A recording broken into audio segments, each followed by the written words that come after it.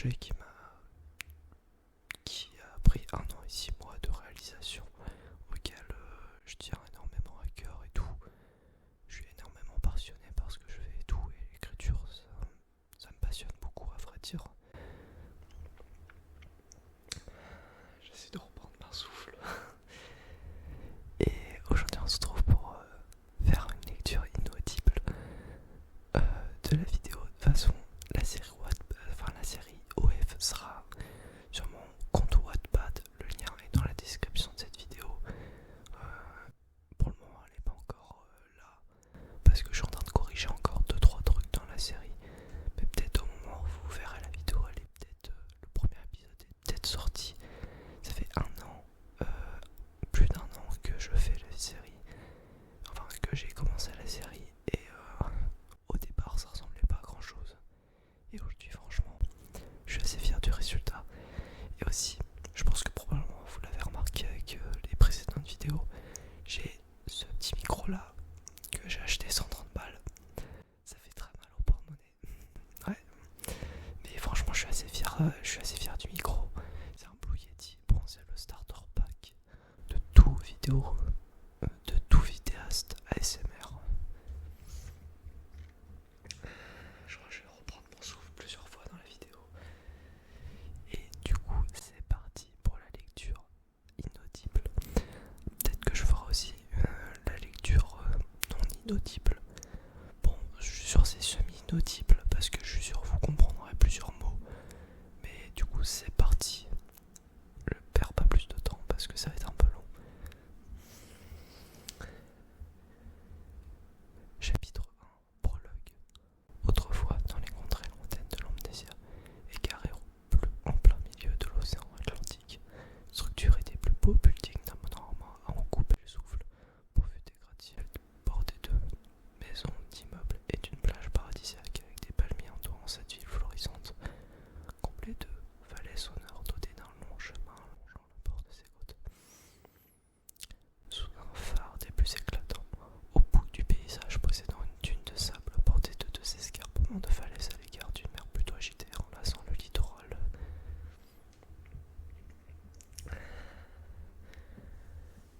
C'est dur de retenir son souffle, putain. Au nord-est, bon du coup c'est pas trop une lecture inaudible en fait, mais bon tranquille. Au nord-est, on retrouve un vaste désert au-delà de la ville où on retrouve au même titre des côtes qui séparent le désert de l'océan. Cette ville, faisant en jouir plus d'un, se cache en vérité un sombre secret. Au bord de l'Amnésia, sur la dune de sable avec de nombreux palmiers, des événements étranges commencent à se produire à partir du 4 janvier 2030, à 13h08. Sur une journée plutôt brumeuse, personne ne sait ce qui va se passer à ce moment-là, mais au milieu de nulle part, perdu dans le brouillard, sous un vent mystérieux, une personne va subir cet étrange événement. Gabin, un jeune héros mystérieux âgé seulement de 23 ans, apparaît de nulle part sur la plage de l'Amnésia. Il marche sur le sable où une peur incontrôlable grandit en lui. Malgré sa bravoure, il s'avale intérieurement pour une raison inconnue. Notamment, il semble ne pas pouvoir accéder à la ville. Il est bloqué sur cette longue plage brumeuse et angoissante où son seul échappatoire est son châtiment. Ça, c'était le premier paragraphe du chapitre 1.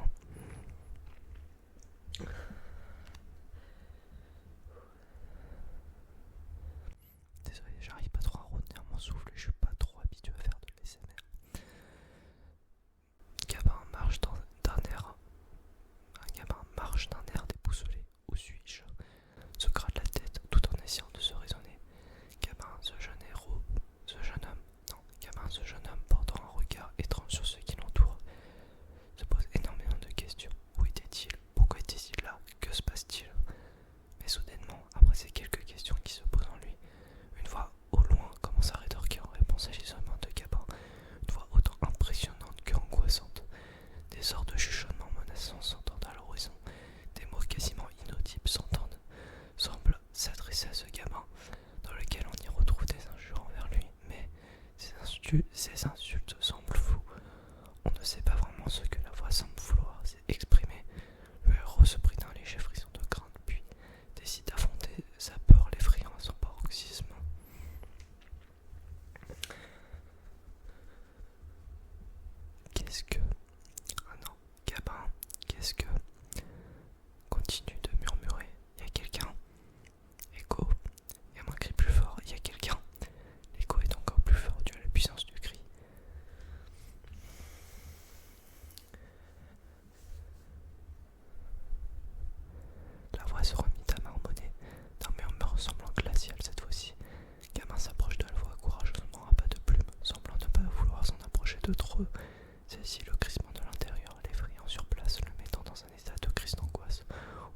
cerveau frissonne sans arrêt.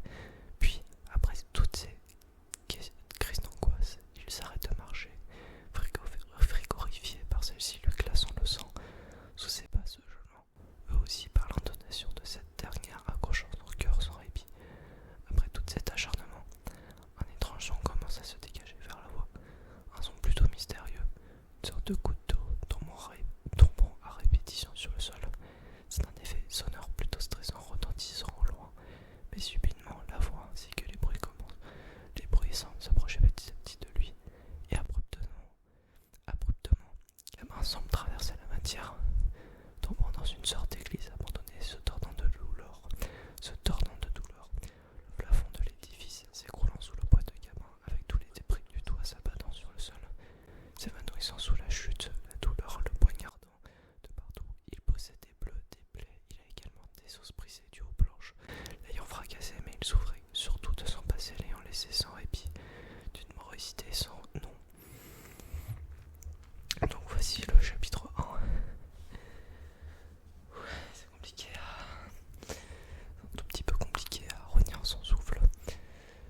Je suis franchement je me relis mais c'est assez compliqué. Donc je sais pas si vous comprendrez quelques mots. De base c'était censé être de l'inaudible, mais comme là je pars un peu une vidéo à l'improviste, je pense que finalement ça sera peut-être enfin pas de l'inaudible, une lecture chuchotée, mais où de temps en temps vous comprendrez pas certains mots, mais tranquille. Enfin bref, je vais continuer. J'en prends mon souffle juste. Laissez-moi reprendre mon souffle quelques minutes. Enfin quelques secondes, parce que quelques minutes ça risque d'être long. Chapitre 2. Dans l'église. Gamin se relève douloureusement. 6 minutes sont passées de confusion intense. Sous la douleur le faisant souffrir au plus haut point. Mais malgré tout ça, il se relève perdu, se trouvant dans une ville où brusquement se retrouvant devant cet édifice en ruine. L'église a des pierres au sol, des morceaux de bois, des tags avec les murs qui s'écroulent face à la terreur de l'histoire antique de ce bâtiment traversant tous les âges, toutes les périodes. Alors qu'il marche vers une autre pièce de cet édifice, il tombe nez à nez devant une statue en pierre complètement congelée, statue qui ressemble étrangement à du vivant. Brusquement, cette dernière se décongèle et envoie des morceaux de glace valser dans tous les angles. La statue commence à bouger et à projeter des fragments de gel qui l'écrouaient. Gabin se prit d'un bond de sursaut. C'est quoi encore ce bordel? La sculpture commence à parler. Des éclairs ainsi que des obstacles commencent à tourner autour de cette dernière, défiant les lois de la physique. Et celle-ci commence à faire léviter Gabin, où il panique en l'air et se débat comme il le peut, malgré le stress et l'énergie causée en quelques secondes par celle-ci. Statue envoie Gamin dans le mur de pierre, se situant derrière lui. Chapitre 3. Chaos. Après s'être fait valser dans un mur de manière abrupte, Gamin se réveille devant un environnement si sombre, densément vide. Il va aller projeter tellement rapidement dans ce vide plutôt étrange. Ce néant en question n'a aucune propriété. Il y a un seul, mais ce dernier peut changer à tout moment avec le sens de gravité. Le temps n'existe pas dans cette dimension. Il se réveille et sans encore projeter, et sans encore flotter, où une discussion s'amorce entre Gamin et la sculpture. Juste hyper mal à la main en tenant le micro à la main, donc je pense que je vais continuer avec Bonjour Gamin, bienvenue dans cette dimension. Gamin hurle de toutes ses forces, paniquant dans la dimension avec de la sueur coulant sur son front. Son rythme cardiaque augmente dû à son affolement. T'es qui bordel? Tu le sais très bien, Gabin. La dimension commence à faire apparaître des obstacles volants, des gestes commodes, lampes, etc. arrivent sur lui pendant qu'il arrive dangereusement du sol. Des éclairs rouges et blancs s'abattent sur le trajet. Également, une tempête violente souffle au loin et une sorte d'ombre angoissante ressemblant à celle d'un kraken se dessine dans la ténébreuse dimension.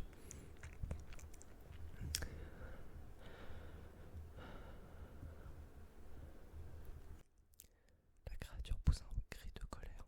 Putain, je souffre, les gens ne me comprennent toujours pas. Gamin, je te déteste. Alors bienvenue dans ton nouveau chez toi.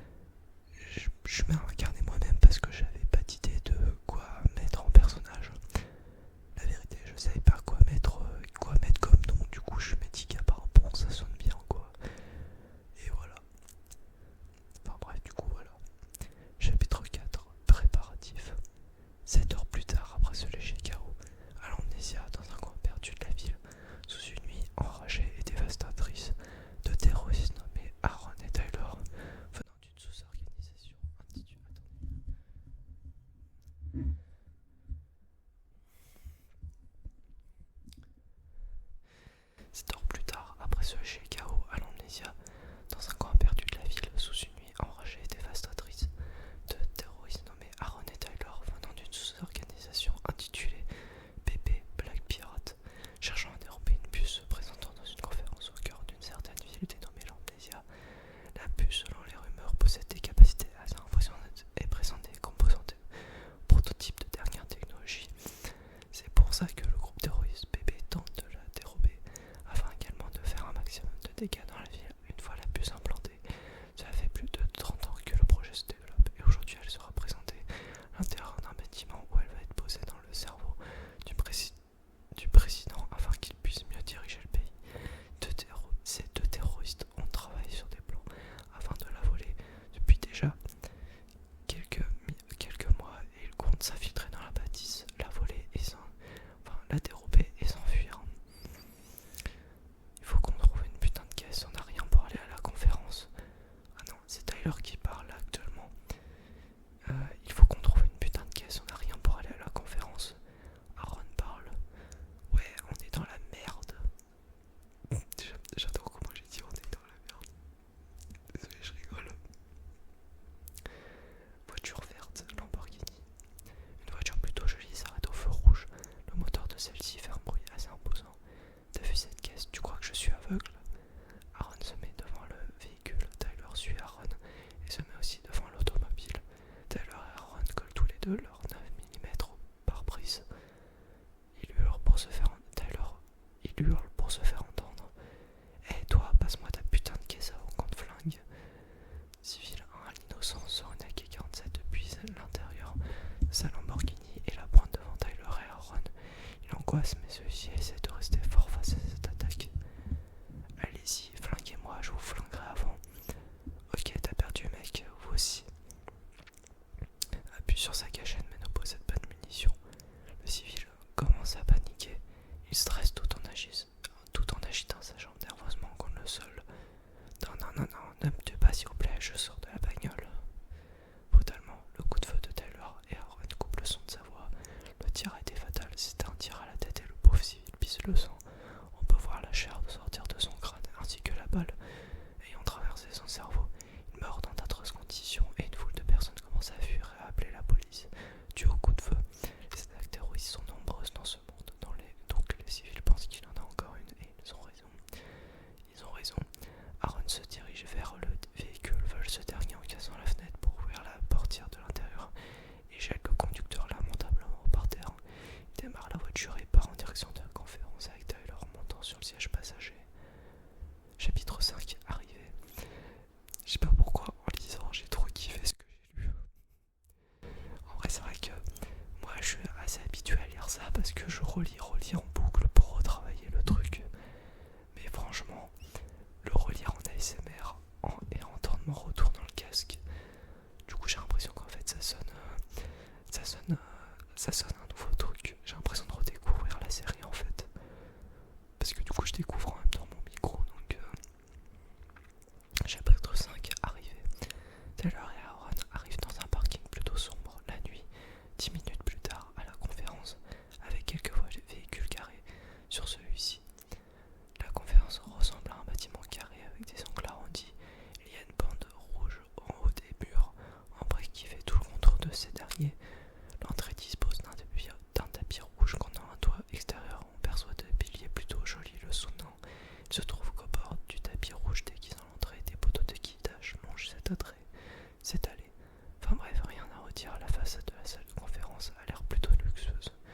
Note, à côté de l'entrée se trouve une porte en métal avec une cage d'escalier se cachant derrière dans laquelle nos deux individus décident d'y pénétrer afin de voler la puce. Lors de ce chapitre, ils discuteront de voitures stressés et angoissés mais à la fois enjaillés par la mission tout en se chamaillant entre eux. Aaron conduit tout en stressant un peu. Alors t'es prêt mon pote? Tyler n'est pas stressé, il frotte ses mains car il est enjaillé par la mission. Je suis carrément chaud, c'est une grosse mission qu'on a là. Se gare sur le parking de la bâtisse. Oui, je stresse un peu moi aussi. Je stresse pas, qu'est-ce que tu racontes? Si tu stresses? Non, si. Non, si. Ennuyé par l'insistance d'Aaron. Ta gueule. Enfin bref, stressé ou pas, c'est parti. Oui.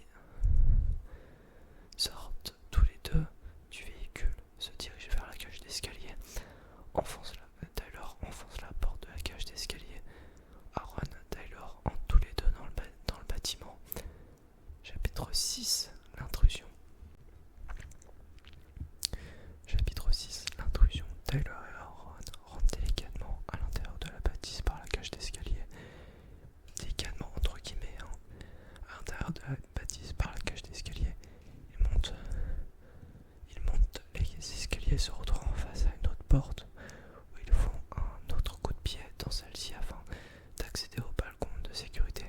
Le balcon de sécurité permet aux gardes d'observer le déroulement de la conférence. Le bâtiment possède de nombreux sièges rouges en bas. Devant les sièges rouges se dévoile une plaque de bois immense en chêne massif, ainsi qu'un projecteur où le présentateur dévoile ce circuit intégré sous le regard de 4 gardes du corps étant à côté du projecteur. Le président ira bientôt être invité pour se faire installer cette fameuse technologie dans le cerveau. La puce se situe pile en haut du balcon, tout au bout de ce dernier, au-dessus du rez-de-chaussée. Force la porte d'entrée avec un coup de pied. Se retourne et tire. Tyler plutôt force la porte d'entrée avec un coup de pied. Il y a 2 gardes qui se retournent et tirent. Aaron Tyler se cache derrière le cadre de porte, dévoilant les démarches, bombarde eux aussi de coups de feu. Garde 2, fulmine de porc. Enfin, garde 2 et en gros, bon après c'est un peu compliqué à expliquer. Pas si je saurais expliquer, mais en gros il y a entre crochets 2, ça veut dire que c'est la quantité. Et le entre-crochet, mais je sais pas comment expliquer. Le entre-crochet, l'autre entre-crochet en gros c'est pour exprimer quelle garde parle en gros. C'est assez compliqué à expliquer, mais en fait le problème c'est que si je le dis garde de 1, vous allez pas trop comprendre. Mais c'est assez compliqué à expliquer quoi. Je sais pas comment expliquer plus. Mais enfin bref. Bon, pour faire simple, je veux dire garde 1, fulmine de peur, panique et mitraille en visant n'importe comment, tout en stressant beaucoup. Putain, canard d'avalanche, le garde 2 du coup, le garde numéro 2, canard d'avalanche de balles, stress mais garde son sang-froid, se cache finalement derrière une palissade afin de reprendre ses esprits. Il se calme et prend une grande inspiration, ne dit pas un seul mot.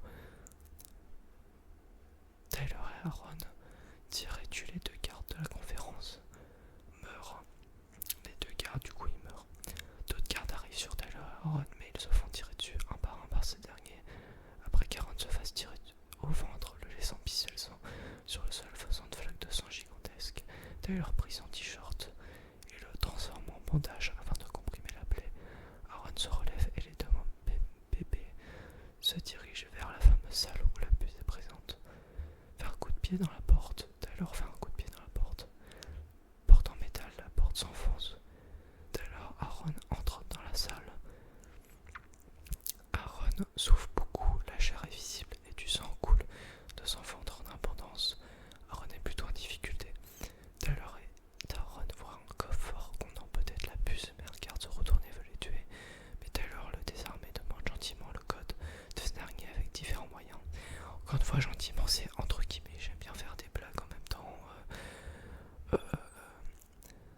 J'aime bien faire des blagues, enfin des blagues, je sais même pas si c'est vraiment des blagues, mais genre j'aime bien faire des petits trucs du genre gentiment, mais entre guillemets quoi, se dire que c'est méchant quoi, genre, je sais pas comment expliquer. Mais enfin bref, chapitre 7, menace. 20 minutes après l'intrusion de dans la conférence, Tyler rencontre une salle censée accueillir la puce. La salle contenant la puce, un seul avec des carreaux noirs et blancs, une table et une chaise en bois. À côté de ce mobilier se situe le coffre presque au centre de la pièce, avec des placards dans le mur faisant l'angle de cette dernière au fond de la salle. Il y a une vue magnifique sur la ville, de nuit avec des vitres. À côté de ces vitres se situe une cuisine qui servait autrefois de laboratoire. Le coffre-fort à côté du mobilier contient un garde refusant de donner le code de celui-ci. Tyler décidant de le désarmer et le torturer à mort jusqu'à ce qu'il donne le code du coffre. Refusant de leur donner, il subira un supplice insupportable jusqu'à ce que l'otage le prononce de force. Tyler et Aaron sont démunis de pitié, ne voulant pas le laisser sans son répit, tant espéré jusqu'à ce qu'il crache le morceau. Attendez, je vais juste tester un truc pour moi. Tyler et Aaron, démunis de pitié, ne voulant pas le laisser sans son répit tant espéré jusqu'à ce qu'il crache le morceau.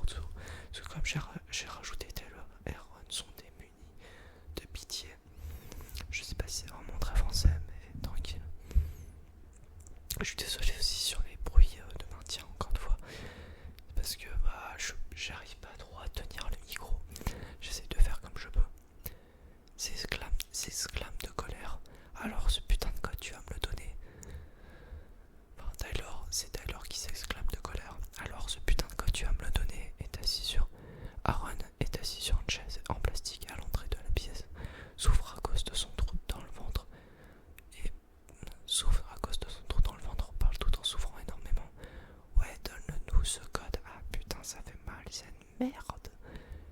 Taylor coupe la parole à Aaron. Ta gueule, Aaron, laisse-moi faire, t'es ridicule, je t'emmerde. Frappe l'otage avec son poing. Taylor frappe l'otage avec son poing. L'otage a des bleus de partout, une pléthore de cicatrices et des tendons arrachés. Il ne ressent plus ses doigts et saigne de partout. Il est par terre en train de souffrir et va peut-être bientôt mourir. Otage angoisse et anxieux. Je vous le dirai pas, c'est un secret du gouvernement. Ah ouais, ta main que je vais t'écraser avec ma godasse, c'est un secret du gouvernement. Pose son talon sur sa main, prêt à l'écraser s'il ne dit rien. Otage, paniqué, stresse encore plus, a vraiment peur, en le sent avec le ton de la voix. Non, faites pas ça s'il vous plaît, vous êtes pas autant horrible que ça. Taylor écrase sa main avec sa chaussure. Ah se tord de douleur et hurle. Otage se tord de douleur et hurle en abondance. Ah tu vas me le dire ce putain de code, ouais, oh merde. Continue à écraser sa main. Taylor continue à écraser sa main. Otage a extrêmement mal. Ok, c'est bon, c'est bon.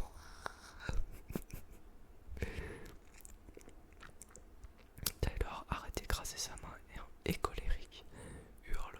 Alors le code. Otage pleure, j'ai mis de souffrance. Enfin, oula, je bug. Otage pleure, j'ai mis de douleur. 3, 5, 5, 8, 3, 9, 0, 1. Je ne le redirai pas deux fois.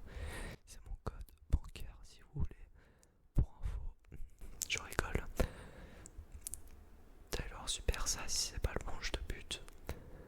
Taylor se dirige vers le coffre tout en pointant avec son 9 mm l'otage. Compose le code. Le coffre s'ouvre, laissant apparaître la boîte de cryogénisation transparente tant qu'on en l'abuse. Taylor la récupère tout en s'approchant dangereusement de l'otage, en le pointant avec son arme à feu. La caisse de cryogénisation le tenant sous le bras. Otage, stress, tremble, vous avez pas me tuer, hein. Taylor, petite question, est-ce que je vais te tuer selon toi? Otage, ravale sa saillie, la tension monte d'un cran et l'otage angoisse encore plus qu'il ne l'était qu'avant. Sa voix tremble beaucoup et l'otage hésite sur sa réponse. Oui. Taylor, félicitations, c'est ta première bonne réponse depuis tout le temps qu'on s'est croisés. Non. Le coup de feu coupe brutalement le son de la voix achevé par la balle, laissant une marée de sang couler depuis sa tête. J'avoue, ma série, on dirait c'est vraiment... ça part vraiment n'importe comment. Mais vous inquiétez pas. Bien Ron, on y va.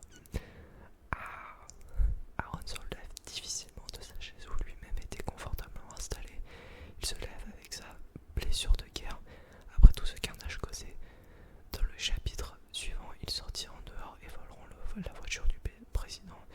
Ils ne tueront pas le président, mais juste les deux gardes protégeant le véhicule.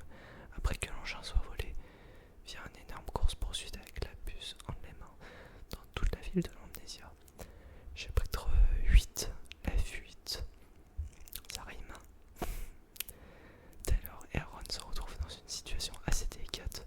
8 minutes plus tard, plusieurs véhicules de police les poursuivent, les chassant jusqu'à la dernière minute. Sous le projecteur de recherche couvrant leur véhicule blindé, Taylor et Aaron auront peur de ce qu'ils font malgré leur courage d'affronter les autorités de l'Amnésia, car l'Amnésia est la ville la plus contrôlée du monde, munie de nombreux agents de police ou en cas d'injustice, n'hésite pas à intervenir à la minute qui suit.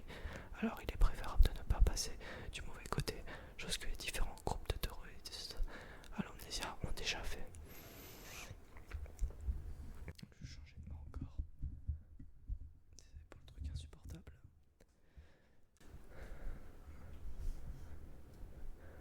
Taylor conduit le véhicule. Hélicoptère de police, haut-parleur, le pourchasse. Son projecteur passe sur la voiture de Taylor. Arrêtez votre véhicule immédiatement, ceci est un ordre. Policiers 10 les poursuivent. Conduit la voiture du président Aaron, met la localisation du chirurgien sur GPS. S'ouvre avec sa plaie. Ok, alors que je crois que je vais bientôt mourir. Mais non, t'inquiète pas, tu vas survivre, c'est juste qu'un petit mal de ventre. Aaron active le GPS pour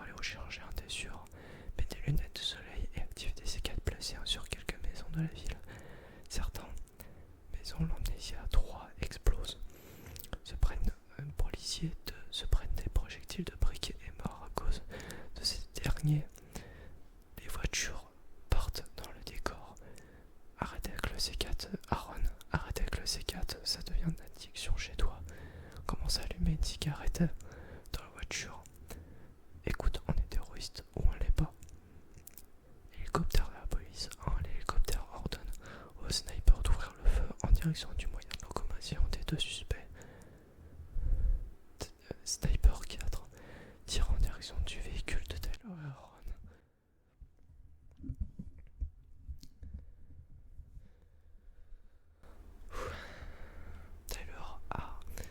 Aaron trouve un moyen temporaire d'enclencher une surcharge psychique avec le boîtier de la puce. Ok. Aaron appuie sur un bouton au hasard de la boîte. Hélicoptère de police 1 explose à cause de la surcharge électronique du tableau de commande ainsi qu'à cause des batteries de quelques appareils ont été surchargés par les ondes psychiques de la puce. L'hélicoptère explose dans l'air avec des tonnes de débris projetés dans tous les sens. Et je crois que je vais juste faire ça. Taylor, super merci, le reste va être facile. Super merci, le reste va être facile à semer. Taylor, fais un dérapage à droite, emprunte des chemins tout autant compliqués les uns que les autres. Il reste quelques voitures les poursuivant quand même. Taylor, tiens, j'avais oublié que j'avais mis du C4 dans cette maison. Policier 4, 1. Bon, en gros, se dire que 1, c'est. Je sais pas si vous avez compris, je crois que je vais peut-être. Je sais pas si j'expliquerai en commentaire épinglé. À voir. Tire sur la voiture blindée comme les 4 autres policiers le font pour espérer de le tuer. Chef, on aura besoin de renfort. Le suspect est dans la rue Alcaz Clinton au. Taylor explose 2 maisons avec du C4. Maison l'amnésia 2 explose et des débris sont projetés dans la fenêtre des voitures de police sur les conducteurs sur le coup. Policier 4, une des voies coupe au bout du fil et les 4 policiers meurent à cause de projectiles des maisons. Leurs voitures partent dans le décor également. Aaron, on est bientôt arrivé. Urg vomit du sang par terre. Aaron, du coup c'est Aaron qui dit ça. On est bientôt arrivé. Urg vomit du sang par terre sur le sol du véhicule. Tyler, toi aussi t'auras besoin d'une petite chirurgie. Aaron, ouais. D'autres unités arrivent soudainement et tirent sur Tyler et Aaron, mais ce dernier résiste aux attaques de ces forces de l'ordre. Ils arriveront bientôt au chirurgien où Tyler ira prochainement se faire implanter la puce dans le cerveau. Lors de son arrivée, il demande gentiment entre guillemets, de se faire implanter cette dernière gratuitement, chose que le chirurgien accepte par plaisir et passion. Maintenant la réalité. Chapitre 9, l'implantation.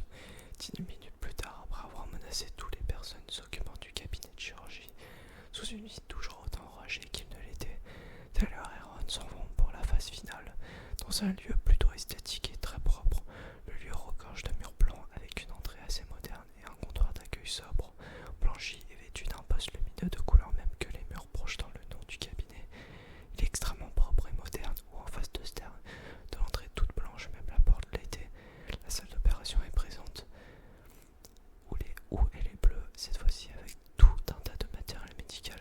Il y a une salle d'attente en face du guichet où il faut se présenter, ainsi qu'un corridor à côté de ce dernier où le bureau du chirurgien est présent dans ce corridor, avec des toilettes devant le cabinet de celui-ci. Taylor menace le chirurgien de faire l'opération. Le chirurgien étant par terre, souffrant en abondance, muni de bleus et de cicatrices sur tout le corps, avec son nez coulant du sang, possédant un cocard sur l'œil droit. Il s'affole grandement face à la terreur de Tyler, pleurant et hurlant de douleur. Chirurgien, non, je vous la ferai pas cette putain de chirurgie, ok? Taylor a son 9 mm à la main, prêt à le tuer. Il le pointe sur le chirurgien, et colérique, violent, son visage est rouge de vengeance. Ah, mais c'est qu'il va bientôt mourir, le coco. Le chirurgien tourne la tête, tremble. Tyler appuie sur la gâchette, n'a pas de munitions. Ah, je rigole, on s'amuse bien entre nous, non? Chirurgien, ok, je vous la fais cette chirurgie. Ne me tuez pas, s'il vous plaît. Voilà, tu vois, quand tu peux, Aaron défend le rôle pendant que je me fais implanter cette chose plutôt jolie. Ok. Tyler s'accroupit et s'approche de l'oreille du chirurgien, chuchote à son oreille. Et Et si tu me tues pendant la chirurgie, il arrivera de mauvaises choses, crois-moi. Tyler, chirurgien du genre quoi, retire son visage près de son oreille, arrête de murmurer, se relève. J'appelle mon groupe de potes et ils te torturent jusqu'à ta mort, par exemple. Mais bien douloureusement, ils savent très bien jouer avec ça. T'inquiète pas, ils ont déjà fait ça des centaines de milliers de fois, car des gens ne voulaient pas obéir à monsieur le maître. Fais le signe avec ses doigts. Je te fais confiance, ok. Ravale sa salive, ok.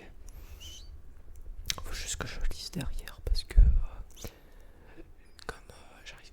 j'ai plus de trucs pour scroller. Taylor fait l'opération. L'opération se déroule plutôt bien. La puce est implantée comme il le faut, mais quelques effets secondaires sont à noter, comme une perte d'équilibre et des vomissements, des effets visuels et d'autres choses sur quelques heures. Mais la puce fonctionne plutôt bien sinon. Aaron aura défendu le lieu au cas où les autorités de l'amnésia parviennent à les arrêter. Pendant que Tyler se fit charcuter la cervelle, Aaron aura lui aussi un soin à son ventre. J'aurais même peut-être dû dire Aaron aura lui aussi un soin à son ventre. Mais bon, c'est pas sur le document, j'ai peut-être modifié ça. Et du coup, c'est à suivre. Donc j'espère que cette petite lecture, pas du tout inaudible du coup, je retire ce que j'ai dit, vous aura plu. Oula, ça suture un peu, j'ai pas fait exprès. Donc j'espère que cette petite lecture ASMR de ma série, enfin de l'épisode 1 de ma série vous aura plu.